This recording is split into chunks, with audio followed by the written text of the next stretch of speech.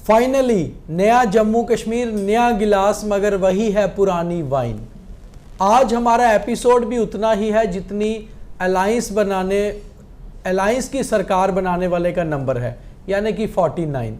तो आप देख रहे हैं चुनावी चालीसा का एपिसोड नंबर 49। मैं हूं दीपक खजूरिया, मेरे साथ मेरे सहयोगी पवन शर्मा। सुबह से आपने हमें बहुत बार लाइव देखा होगा, बहुत सारे कार्यक्रम देखे होंगे, तकरीबन सारा चेहरा आपका जो है आपके सामने क्लियर होगा कि सरकार किसकी बन रही है, कैसे बन रही है, कितने नंबर आए हैं और आखिरकार जम्मू कश्मीर चुनावों का रिजल्ट आ ही गया। लंबा चिंतन मंथन, लगातार बहस डिबेट सब खत्म हो गया। अब साफ हो गया कि नए जम्मू कश्मीर में नई सरकार किसकी होगी। मगर एक चीज बहुत साफ हुई, कई सारे दिग्गजों को लोगों ने पटखनी दे दी। वोटर्स ने ये बता दिया कि अब आप रिटायर हो जाइए सियासत से। बहुत सारी पार्टियां जिनमें बहुत हवा भरी गई थी, सब हवा निकल गई और आखिरकार 49 नंबर आए कांग्रेस एनसी अलायंस के, और वो सरकार बनाने की कंफर्टेबल पोजीशन में है, मैजिक फिगर छू लिया। बीजेपी भी अपने हिसाब से जम्मू के अपने स्ट्रांग होल्ड में अच्छी खासी जो है बढ़त के साथ जीत कर आई। 29 सीटों पर बीजेपी जीती और एक स्ट्रांग ऑपोजिशन हो सकती है, मगर कहीं ना कहीं कुछ पार्टियां खत्म हो गई। तो सबसे पहले ये बात करते हैं कि पवन जी, नतीजे तो तकरीबन हमारा जो था एग्जिट पोल, ओपिनियन पोल, उसके नज़दीक है। सिर्फ एक चीज़ जो सबने मिस की, वो हमसे भी कुछ मिस हुई, कि एनसी बहुत बड़ा नंबर ले गई, जो नहीं लग रहा था, मगर हम फिर भी कह रहे थे कि राइज कोई ना कोई पार्टी कर सकती है। देखिए 28 का आंकड़ा पार करना था। हम कह रहे थे कि 28 पहले कभी हुआ नहीं, इस बार हो जाएगा।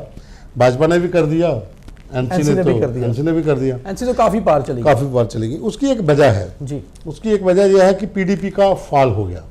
अगर पीडीपी 10-12 सीटें गेन करती, इंडिपेंडेंट 2-3 और जीते, फिर तो जो नेशनल कॉन्फ्रेंस थी ये भी 30 के आसपास रहती। लेकिन पीडीपी पूरी तरह से साफ हो गई और एनसी को प्लस पॉइंट हो गया जम्मू डिवीजन से। वो जो 8 सीटें लेकर गए, वो इम्पैक्ट पड़ा कश्मीर के भीतर, जिससे इनका पूरा आंकड़ा जो बन गया। लेकिन हम ये कह सकते हैं कि चुनाव लड़ा है तो जीतने हारने के लिए तो होता ही होता है, पर एनसी ने एक पूरी स्ट्रैटेजी के साथ चुनाव लड़ा था। चाहे लोग दबी जुबान में कुछ भी कहते रहे पवन जी, मगर एक बात बिल्कुल सच है कि हमें खुली जुबान से एक बात कहनी होगी और माननी होगी कि जम्मू और कश्मीर में रीजनल ही नहीं, रिलीजनल डिवाइड भी हुआ है। कहीं ना कहीं दो समुदाय, दो रीजन, उन्होंने अलग अलग पार्टीज को खुलकर जमकर वोट किया है, और ऐसे में ही कुछ पार्टियां बिल्कुल दुल गई हैं। जैसे कि कांग्रेस बहुत नीचे आ गई 7 नंबर पे, और जो कांग्रेस के भी 7 आए केवल 1 जम्मू रीजन से, 6 कश्मीर से।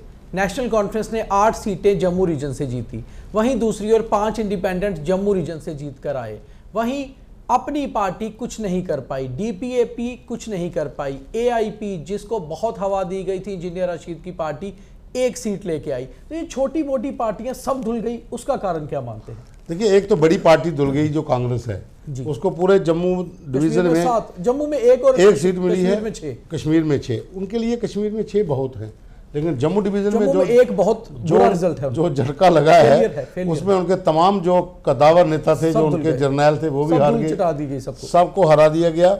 और साथ में आप दूसरी पार्टी की बात कर रहे थे, जम्मू कश्मीर अपनी पार्टी जी, वो जस्ट लाइक ऐसे थी पार्टी की हवा का बुलबुला, बड़ी गाड़ियां, बड़े बड़े गार्ड, बड़ी बड़ी कोठियां, हवा में सब कुछ चल रहा है, तो खुद भी हवा में, ग्राउंड पे कुछ नहीं, अपनी सीट भी हार गए छानपुरा से। वो कुछ नहीं, ग्राउंड पे कुछ नहीं था, हवा में था सब कुछ, और हवा में ही उड़ गए। बाकी इंजीनियर शीट, वो भी एक पानी का बुलबुला की तरह आया, हंगामा हुआ कश्मीर में, दुनिया भर के लोग उसके साथ चल रहे हैं। जब वोट डालने की बारी, 1 सीट मिली, अपनी लंगेट की सीट ही सिर्फ बस, और मुझे लगता है 12 को वापस जाएंगे तिहाड़ जेल। हाँ, बस वही ठीक है, उधर बैठे वो तो ठीक रहेगा। अच्छा पवन जी, पीडीपी की बात करते हैं। पीडीपी ने, इतना तो सबको लग रहा था कि इस बार पीडीपी अच्छा परफॉर्म नहीं कर पाएगी, सभी उसको 8, 9, 10, 11 तक सीट्स दे रहे थे, मगर वो 2 से 3 पर सिमट कर रह गई है। क्यों? देखिए, पीडीपी का डाउनफॉल जो है वो और इल्तिजा मुफ्ती भी हार गई है। हाँ, सबसे बड़ा झटका, पहले माँ हारी, अब बेटी भी। और बीच बिहाड़ा से, जहां से मुफ्ती मोहम्मद सैयद जीतते थे, उनकी पारिवारिक सीट थी। देखिए, अब लोग कुछ भी कहें, लेकिन पीडीपी का जो ग्राफ था कश्मीर में जी, जब लोकसभा चुनाव हुए थे, महबूबा मुफ्ती जब हारी थी जी, उस समय पता चल गया था कि पीडीपी का कश्मीर के जितने भी विधानसभा हैं उन दोनों के भीतर कितना कितना वोट इनको पड़ा है। वो वहीं से फिगर उनको पता चल गया था कि इस बार काम खराब है। क्या महबूबा मुफ्ती जनता को समझ नहीं पाई या फिर जनता ने उनको पटखनी दे दी? जनता ने उनको पटखनी दी। महबूबा ने क्या समझना था?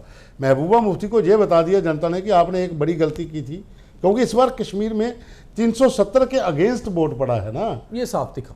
370 के अगेंस्ट वोट पड़ा है, तो उन्होंने ये बता दिया आपने ये गलती की थी, उस गलती का खमियाजा भुगतिए आप। आपको लगता है पीडीपी का रिवाइव होगा, वापस पीडीपी आएगी? समय लगेगा। कोई भी पार्टी जो इतनी बड़ी पार्टी होती है जब आस्ता आस्ता खत्म हो जाती है फिर उसे उदय होने में समय लगता है। और इल्तिजा जैसी युवा नेता के लिए पहला चुनाव हारना भी एक झटका था। हाँ, झटका तो था, लेकिन उदय हो सकता है, आगे आगे तरक्की हो सकती है, लेकिन अगर काम फील्ड में करें, क्योंकि चुनाव जीतना और हारना ही लोगों की सेवा नहीं होता। लोगों के बीच रह के पहले उनकी नब्ज टटोलनी पड़ती है, उनको समझना पड़ता है, और फिर उसी के आधार पर आप आंकलन कर सकते हो कि मुझे इस इलाके से इतने वोट मिल सकते हैं, फलां पंचायत या फलां वार्ड से मुझे इतने वोट मिल सकते हैं।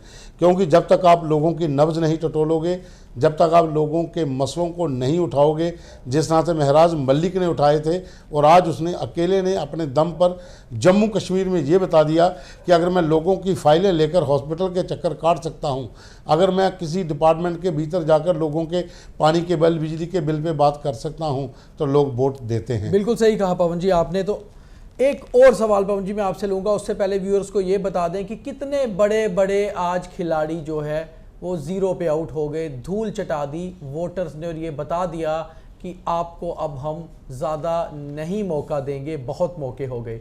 शुरुआत करते हैं बसोली से। लाल सिंह, डॉक्टर मनोहर लाल शर्मा, ताराचंद, रमन भल्ला, योगेश सानी, मुल्ला राम, कई नाम हैं, कई बड़े नाम हैं, हर्षदेव सिंह। तो आखिर क्या कारण है सब के सब ढह गए? देखिए, बात निकलेगी तो दूर तलक जाती है। नेता को जन नेता बनने में समय लगता है। आपने इतने साल, सभी 3 दशकों से नेता थे, 3 दशकों से नेता थे, सियासत में कद्दावर नेता रहे, डिप्टी सीएम रहे, स्पीकर रहे, सभी मंत्री रहे, मंत्री पद बड़े बड़े रहे। लेकिन जब लोगों ने आपको नकारना शुरू कर दिया तो आप ये समझ लीजिए कि वो उसकी वजह क्या थी कि आपका अहंकार, आपका घमंड और आपकी जो नीतियां हैं वो लोगों को पसंद नहीं आई, और चुनाव लड़ने की जिद बार बार की, बार बार मुझे ही लड़ना है, मुझे ही। देखिए, कांग्रेस का एक बहुत बड़ा फेलियर रहा है। कांग्रेस ने टिकटों के आवंटन में 4 सीटें पहले ही हार दी, जब अभी वोटिंग होने से पहले। अखनूर, शम, गांधीनगर, बाहू, वही की टिकट मैं ही लूंगा, मैं ही लड़ूंगा, मैं ही लड़ूंगा, मैं ही लड़ूंगा। अगर यहां पर चेंजेस करते, आप 4 सीट घर से लेके चलते, उसके बाद फिर आपका काफिला बढ़ता जाता। लेकिन आपने जिद पकड़ी, हमने ही लड़नी है, हम इसी को लड़ने नहीं देंगे, तो खमियाजा तो इसी बीच में जहां इतनी बड़ी हारें हुई हैं वहां कई सारी जीत भी हुई हैं। जीत वाले दिग्गजों के भी नाम हम लेते हैं। चंद्र प्रकाश गंगा, सुरजीत सिंह सलाथिया, डॉक्टर दविंदर मन्याल, राजीव जसरोटिया, दविंदर सिंह राणा, श्यामलाल शर्मा, प्रोफेसर घारू राम भगत, ये सभी लोग जो पहले मंत्री भी रहे हैं और विधायक भी, पवन गुप्ता, और जीत के भी आए। तो पवन जी, ये जो लोग जीते हैं ये बीजेपी के नाम पर या अपने भी कामकाज थे? देखिए, भाजपा का तो इनके साथ था ही था, लेकिन इन लोगों का जनाधार भी था, जनाधार भी था। देखिए, आप सुरजीत सिंह सलाथिया भले ही सांबा में नहीं गए हों, लेकिन सलाथिया का विजयपुर विधानसभा क्षेत्र के भीतर अपना नाम था, वहाँ पर वो 2 बार जीते हैं। और एरिया जो अब सलाथिया साहब का मैक्सिमम एरिया सांबा के साथ जुड़ गया था, और दूसरा सांबा में कोई टक्कर ही नहीं थी, इंडिपेंडेंट के साथ टक्कर थी। आगे विजयपुर आते हैं, वहाँ भी सेम था कि तो विजयपुर में चंद्र प्रकाश गंगा जो है उनके अपने काम है, अच्छा नाम है, इलाके के अंदर लोग उनको जानते हैं, वो अपना जनाधार भी था और पार्टी का भी था, और वहाँ पर भी फाइट नहीं थी। नया चेहरा था एनसी का, जो पहले आप पार्टी को छोड़ के आया, उसके बाद सरदार मनजीत सिंह, वो हवा वाली पार्टी डीपीएपी, तो सॉरी जेकेएपी, तो वो हवा में ही उड़ गए। हाँ, इन सब के बीच में रामगढ़ में एक नए चेहरे का उदय हुआ है। भले ही पार्टी उसकी जम्मू कश्मीर अपनी पार्टी है, लेकिन एक नए चेहरे का उदय इसलिए हुआ है कि उस लड़के ने, एडवोकेट साहिल भारती ने ये बता दिया कि मैं भले ही 3रे नंबर पे रहा हूं, लेकिन कांग्रेस के बराबर वोट लिए हैं मैंने। हार जीत मैटर नहीं करती है नए चेहरों के लिए। पहली बार चुनाव लड़ा है, पहली बार चुनाव लेकर उसने लड़कर ये बता दिया साहिल भारती ने कि मैं इस सीट के ऊपर फिर आऊंगा तो जीत के चलिए ये तो ठीक है पवन जी, बहुत सारी जीत और बहुत सारी हार की बात की। इसी बीच एक और जम्मू रीजन में बड़ी हार हुई है, और ऐसी पार्टी की हार हुई है जिसको लोगों ने दिल खोलकर वोट दिया, उन्हीं के स्टेट प्रेसिडेंट को हरवा दिया। रविंदर रैना की हार को कैसे देखते हैं आप? देखिए, रविंद्र रैना की हार के ऊपर पहले भी हम बात कर चुके हैं। रविंद्र रैना की हार इसलिए हुई है, एक तो वो लेट पहुंचे वहां पर, दूसरा वो खुद लड़ना नहीं चाहते थे, मतलब काम नहीं किए थे इसलिए लड़ना नहीं चाहते। हाँ, लड़ना नहीं चाहते थे, पता था उनको लड़वाया गया और वहां पर वो पूरे तरीके से काम नहीं कर पाए।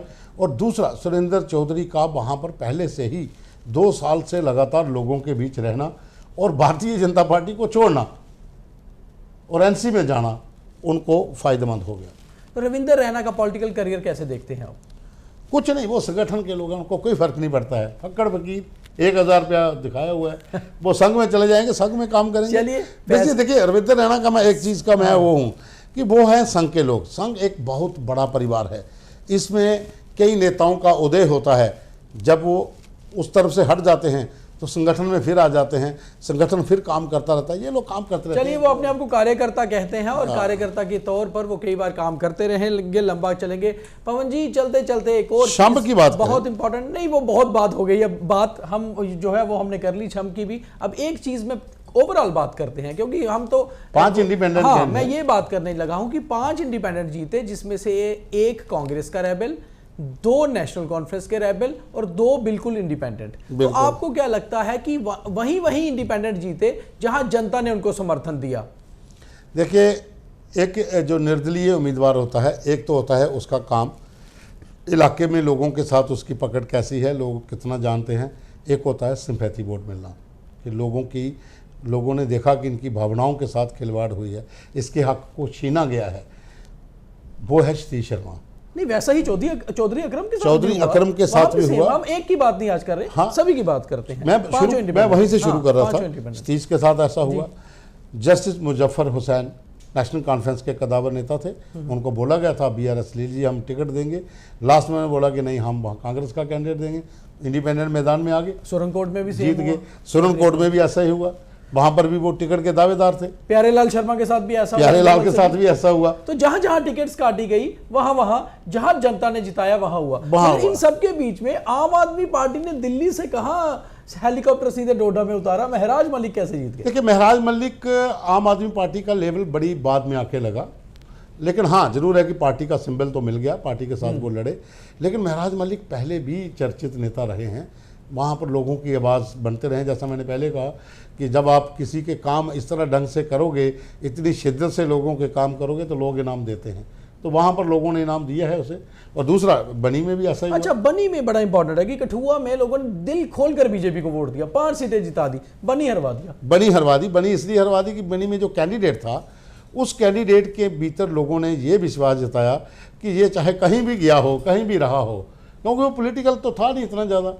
नेशनल कॉन्फ्रेंस के साथ थोड़ा बहुत उसका लाइजन था, लेकिन उसने कहा नहीं, मैं इंडिपेंडेंट लड़ूंगा, और लोगों ने साथ दिया।